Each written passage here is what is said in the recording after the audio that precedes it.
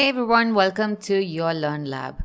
I'm Seema, and if you're an IGNOU student, you're in the right place. Here we create videos on different IGNOU courses to help you ace your exams. So hit subscribe and join me on this learning journey. Welcome to our MEG 1 IGNOU British Poetry series. In today's lecture, we will take a close look at Geoffrey Chaucer, not just as a historical figure, but as a vibrant poet whose work laid the foundation of English literature. So what exactly are we going to cover? We will begin with Chaucer's life and times, then explore how his poetry evolved over the years. We'll spend some time with his key works including the book of the Duchess, Troilus and Criseyde, and of course the Canterbury Tales. We'll also reflect on his comic vision and style of narration before wrapping up with a quick note on his language and use of meter. Let's start with his life. The world that Chaucer lived in. Well, imagine 14th century London, a growing city bustling with trade, chatter in several languages, and a rising middle class. Chaucer was born into this world around 1343, the son of a prosperous wine merchant. Though not a noble, he had access to courts and kings. He began as a page in the household of a royal duchess, which gave him a front row seat to aristocratic life. Over the years, he served as a soldier, a diplomat, and later a customs officer at the busy London port. These roles brought him into contact with people from every class and walk of life. Perhaps most crucially, Chaucer traveled to France and Italy, places where literature was already blooming. There, he encountered the great minds of Dante, Petrarch, and Boccaccio, and he returned not just with new ideas, but with a vision to make English a literary language in its own right. He died in 1400 and fittingly was buried in Westminster Abbey, becoming the first poet to rest in what would become the Poet's Corner. A remarkable end to a life lived between the corridors of power and the pages of poetry. Well, Chaucer's poetic style didn't emerge fully formed. It evolved over time. Scholars usually divide his writing into three major phases. In the French period, his earliest works reflect the influence of courtly love traditions and ornate allegory, drawing heavily from French poets and Roman de la Rose. Then comes the Italian phase, where Chaucer's reading of authors like Dante, Petrarch, and especially Boethius deepens his engagement with classical literature and philosophical themes. His writing becomes more thoughtful, layered, and introspective. Finally, the English period. Chaucer finds his distinctive voice, earthy, witty, socially observant, and unmistakably English. It's in this space that the Canterbury Tales takes shape, capturing the rhythms of everyday speech and the complexities of 14th century life. But before we dive into his masterpiece, let's take a closer look at the works and influences that shaped him along the way. To understand Chaucer's early poetic style, we first need to look at a major influence, the French allegorical poem Roman de la Rose.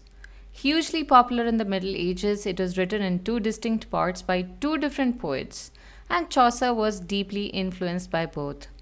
The first part, by Guillaume de Loris, is a romantic dream vision steeped in courtly love tradition, idealized, symbolic, and emotionally refined. The second part, by Jean de Meun, shifts sharply in tone. It introduces satire, philosophical digressions, and a more realistic, even cynical view of love in society. Chaucer was fascinated by this contrast, and we see its influence clearly in the book of the Duchess. There, he adopts the dream vision form, draws on allegorical figures, and balances romantic grief with touches of irony and self-awareness. More broadly, Roman de la Rose taught Chaucer how to mix tones, how to move between the earnest and the comic, the high and the low. This ability to blend romance and realism becomes one of his defining strengths. So even before he found his English voice, Chaucer was already learning how to stretch the possibilities of poetic storytelling. Let's now move on to the Book of the Duchess. Chaucer's earliest major poem, an elegy written to Maud Blanche of Lancaster, the wife of John of Gaunt. Like much medieval poetry, it takes the form of a dream vision, blending personal grief with allegory and symbolism. The influence of Roman de la Rose is clear, both in style and in structure. The poem opens with a sleepless narrator who, after reading a book, falls into a dream. In that dream, he wanders into a forest on a bright May morning, where he encounters a sorrowful knight dressed in black. Their conversation unfolds gently, and the knight slowly reveals his grief. Not directly, but through a metaphor. He lost a game of chess, and with it his queen.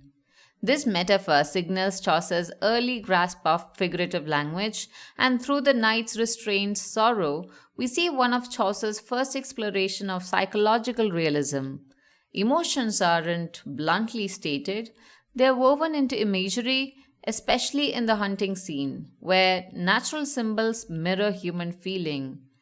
For your exams, it's important to note that the Book of the Duchess reflects Chaucer's French phase, marked by elegance, courtly themes, and allegorical technique. It lays the foundation for his later development as a more socially aware and satirical poet. While this poem is deeply personal and mournful, Chaucer's next dream vision, the Parliament of Fowls, shifts tone entirely, embracing satire and social commentary. It's a transition from elegy to debate, from private sorrow to public conversation. Now let's turn to Parliament of Fowls, one of Chaucer's early dream visions, but notably sharper in its satirical tone. Drawing inspiration from Cicero's dream of Scipio, the narrator falls asleep and dreams of entering a walled garden where all the birds of the world have gathered. Presided over by the goddess Nature, this bird parliament convenes on Valentine's Day to choose their mates. At the center of the debate are three noble eagles vying for the love of one formal eagle, each speaking with courtly dignity and restraint. However, around them, a chorus of impatient lower-class birds, geese, ducks, crows, clamor and interrupt, mocking the solemnity of the occasion. The result is both humorous and reflective. Idealized love jostles against base instinct, and order teeters on the edge of chaos. Some scholars read the poem as a subtle commentary on King Richard II's proposed marriage, using allegory to critique political indecision. But more universally, the poem plays with ideas of social class, gendered expectations, and the complexity of choice. What's especially important to notice is how this poem foreshadows the Canterbury Tales. The elegant eagles and rowdy common birds mirror the dynamics of Chaucer's future pilgrims, where noble ideals are constantly disrupted by more earthy voices. In that way, the Parliament of Fowls doesn't just offer a glimpse into Chaucer's early poetic style, it hints at the layered social world he would later bring to life so vividly. With Troilus and Criseyde, Chaucer takes a major step forward into narrative poetry of remarkable emotional and psychological depth. Drawing from Boccaccio II's Philostrato, Chaucer retells the tragic love story of Troilus, a Trojan prince, and Criseyde, the daughter of a traitor, set against the backdrop of the Trojan War. But Chaucer transforms the material into something more nuanced and human. One key change is his reimagining of Pandarus, not just a go-between, but Criseyde's uncle, an older, ironic figure whose advice to the lovesick Troilus is laced with both cynicism and weary insight. He becomes a voice of worldly experience, adding layers to the emotional and ethical complexity of the story. Criseyde, too, is no idealized heroine. Chaucer gives her psychological depth. She is intelligent, self-aware, and torn between passion and pragmatism. Her choices reflect the difficult social and personal pressures faced by women in a war-torn world. Throughout the poem, we sense the influence of Boethius' philosophy, particularly the ideas of fortune, fate, and the instability of earthly happiness. Dante's introspective style also echoes in Troilus' internal monologues and moments of existential reflection. With this work, Chaucer moves beyond courtly allegory and begins exploring the inner life of his characters, making a turning point on his path towards the realism of the Canterbury Tales. Now, picture this. It's a bright April morning and 30 pilgrims gather at the Tabard Inn in Southwark, ready to journey to Canterbury. Among them are nobles, tradesmen, clergy, and even shady dealers, each one carrying a story and a worldview. Their host, Harry Bailey, proposes a tale telling contest to make the journey more entertaining. This playful idea becomes the framework for one of English literature's greatest works, the Canterbury Tales. Though Chaucer planned 120 tales, only 24 were completed. Yet within these stories, we encounter nearly every literary genre of the medieval period: romantic epics, bawdy fabula, moral sermons, beast fables, and more. The sheer variety reflects not just the diversity of medieval literature, but of society itself. What's even more striking is how each tale mirrors its teller. The knight, noble and dignified, begins with a high minded romance about chivalry and honor, but is quickly followed by the miller who, loud, crude, and a little drunk, offers a scandalous fableau full of trickery and lust. The prioress tells a pious and sentimental tale, while the pardoner, greedy and hypocritical, tells a moral story about greed itself, exposing his own corruption. These stories don't stand alone. They talk back to one another, clash in tone and content, and bring the personalities of the pilgrims vividly to life. From the knight to the cook, the wife of Bath to the summoner, Chaucer's pilgrims are drawn from all levels of English society, making the tales a living document of the age. In all of this, Chaucer gives us more than entertainment. He offers insight into medieval values, contradictions, humor, and human nature, making the Canterbury Tales not just a masterpiece, but a social tapestry still studied for its literary innovation and historical richness. One of Chaucer's enduring strength is his comic vision. Not harsh or scornful, but laced with irony, warmth, and understanding. His humor doesn't punch down, instead, it gently exposes human foolishness while still holding space for sympathy. In the Canterbury Tales, this comic sensibility often comes through in contrast. Take the deliberate pairing of The Knight's Tale, a lofty idealized romance, with the bawdy and irreverent Miller's Tale that follows. The shift is jarring, even shocking, but it's entirely intentional. Through such juxtapositions, Chaucer reveals his double perspective. He sees people as flawed but never wholly ridiculous. He recognizes vanity, hypocrisy, and desire, but also the vulnerability and joy behind them. His laughter, while it's sharp, it's not really cruel. In Chaucer's world, the sacred and the silly actually coexist. Love can be noble or absurd, and clerics can be devout or laughably corrupt. This balance of tone allows him to hold up a mirror to human nature, not with judgment, but with a knowing smile. For your exam, remember that Chaucer's comic vision, it isn't just about humor. It's a narrative strategy that deepens his realism and broadens the emotional range of his characters. When Chaucer chose to write in English, he was making a bold decision. At the time, English was still considered rough and unrefined, used for everyday speech, not for serious literature. Latin was the language of learning, French the language of the court, but Chaucer transformed English into a literary medium with elegance, rhythm, and nuance. He wrote in the East Midland dialect, a regional form of English spoken around London. Over time, this dialect would evolve into what we know as Standard English, largely thanks to Chaucer's influence. In terms of form, Chaucer pioneered the use of iambic pentameter, lines made up of 5 metrical feet, each with an unstressed stress pattern.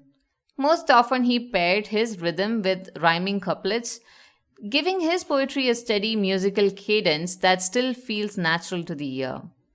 One distinctive feature of his meter is the use of the final E at the end of words.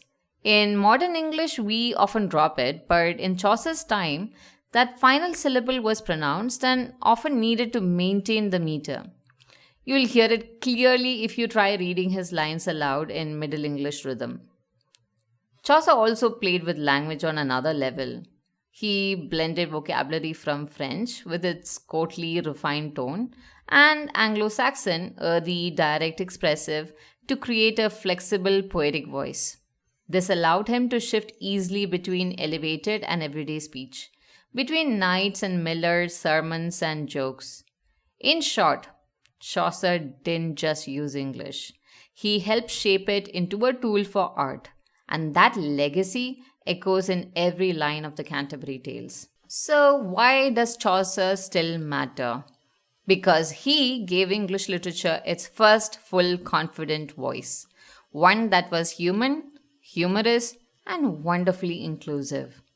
He did not just write about kings and saints, he gave space to millers, cooks, wives, scholars, to ordinary people with ordinary flaws, longings, and contradictions. He captured the noise, the mess, and the richness of everyday life and turned it into poetry. His storytelling embraced both high ideals and earthly realism, giving literature a wider emotional range than ever before.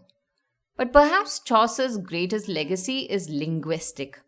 He proved that English, then a humble, unpolished tongue, could carry the full weight of poetry, philosophy, wit, and wonder. In doing so, he laid the foundation for everything that followed.